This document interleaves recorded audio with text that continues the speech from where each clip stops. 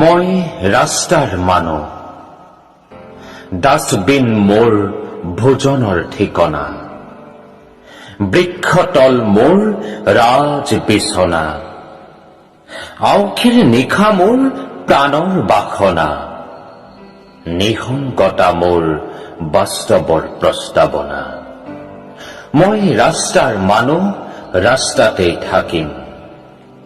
কষ্টৰ চিয়াহীৰে এদিন সূৰ্য উঠাৰ কাহিনী লিখিম।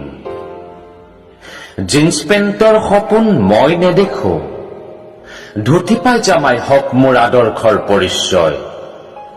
ভোক লগাটো যে মোৰ বাবে এক অন্যায়, কাৰণ কেঁচা মাটিৰে হয় মোৰ ভোকৰ সমন্বয়। মই ৰাস্তাৰ মানুহ, ৰাস্তাতেই থাকিম। কষ্টৰ চিয়াহীৰে এদিন দৰিদ্ৰতাৰ যুক্তাক্ষৰ ভাঙিম।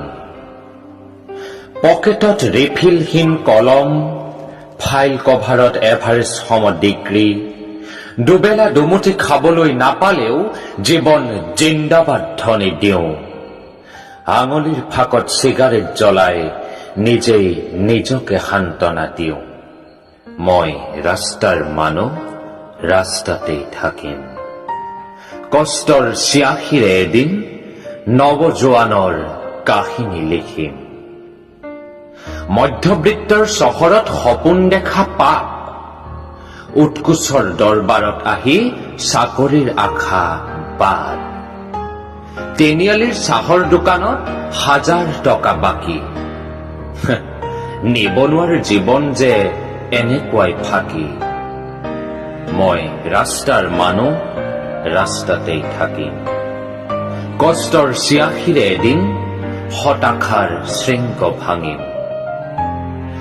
আমাৰ চহৰত এতিয়া 12 মাহ খৰাং, বসন্তৰ মুখ দেখা নাই। টেটুফালি ভাষণ দিয়া চাহাবজনৰো এতিয়ালৈ ঘুমতি ভগা নাই। মই ৰাস্তাৰ মানুহ, ৰাস্তাতেই থাকিম।